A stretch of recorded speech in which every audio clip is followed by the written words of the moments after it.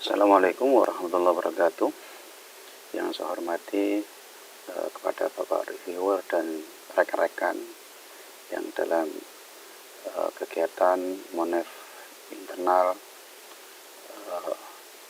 di Politeknik Negeri Banyuwangi, baik penelitian maupun program pengabdian masyarakat. Terima kasih atas waktunya untuk menyampaikan laporan kemajuan program pengabdian masyarakat. Saya Abdurrahman STMT sebagai Ketua Pengusul, Danang SWPJ Widakdo sebagai anggota, dan Muhammad Abdul Wahid sebagai anggota. Tentunya kita sudah mengenal virus corona. Virus corona ini pertama kali dipublikasikan atau disiarkan secara luas oleh negara Cina, khususnya di Wuhan, dengan sumber pertama ditemukan virus corona di akhir Desember 2019. Tentunya dengan kabar penyebaran virus ini membuat negara-negara sekitar, khususnya Indonesia, mau mengantisipasi dengan penyebaran itu dengan melakukan beberapa upaya, baik pembatasan aktivitas perpindahan manusia atau dengan aktivitas melindungi diri dengan alat pelindung diri. Dan penyebaran di Kota Banyuwangi, khususnya di daerah kota dan sekitarnya, kondisi penyebaran virus corona per 16 April 2020, di mana di saat itu banyak sebutan-sebutan yang bagi orang-orang, di antaranya ada orang dalam risiko atau ODR, atau orang dalam pemantauan ODP, atau PDP, pasien dalam pengawasan, dan yang terakhir kasus konfirmasi atau pasien positif.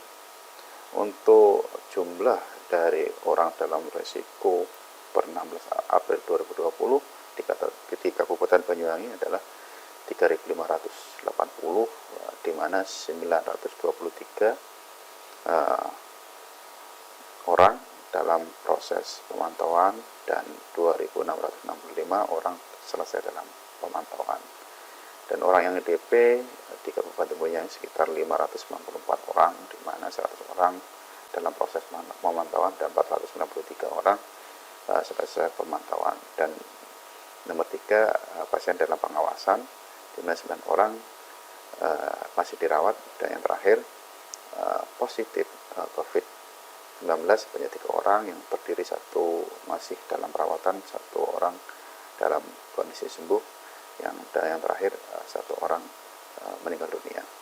Selanjutnya APD atau alat pelindung diri yang dipakai untuk menangani wabah COVID-19 kita sesuaikan dengan Kementerian Kesehatan Republik Indonesia, sekaligus diberikan kepada mitra atau dinas kesehatan disebar di fasilitas kesehatan pertama, yakni yang pertama masker bedah atau surgical face mask, dan masker N95, pelindung wajah, pelindung mata, gaun, celemek, sarung tangan, pelindung kepala, dan sepatu.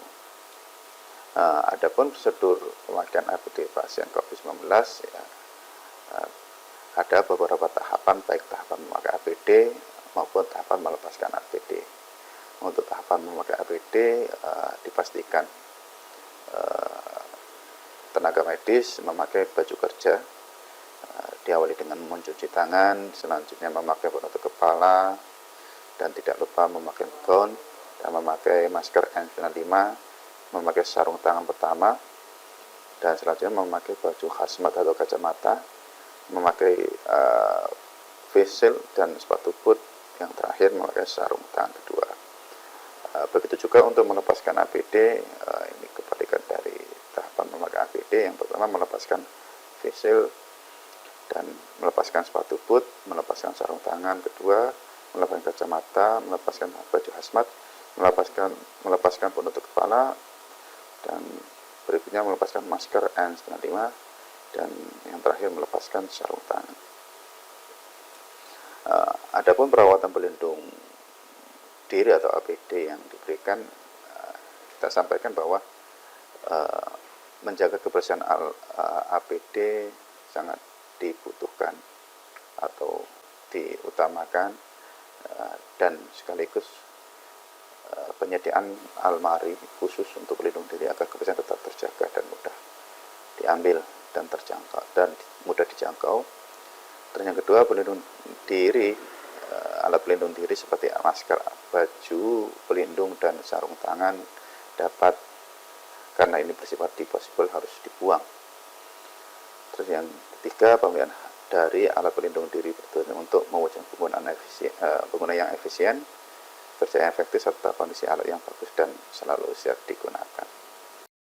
Dan selanjutnya adalah dokumen kegiatan yang berupa penyerahan APD secara langsung atau secara simbolis oleh Bapak Direktur kepada perwakilan posko gugus tugas percepatan penanganan COVID-19 Kabupaten Banyuwangi yang langsung diberikan oleh Bapak Direktur. Dan selanjutnya sosialisasi penggunaan APD yang dilakukan oleh Modem. Luaran baik LOA atau conference atau proceeding dalam pengabdian masyarakat ini ditandai dengan pendaftaran Seminar Nasional Terapan Riset Inovatif atau Seminar 6 tahun 2020, dan selanjutnya penerimaan LOA atau penerimaan artikel dan undangan presentasi dan pemakalah di Seminar Nasional Terapan Riset Inovatif, dan selanjutnya publikasi di media massa melalui kabar posisi. Dan untuk rencana target luaran selebihnya sudah tercapai terkait dengan publikasi ilmiah, publikasi media massa, teknologi tepat guna produk. Terima kasih atas atensinya dan waktunya. Saya akhiri. Wassalamualaikum warahmatullahi wabarakatuh.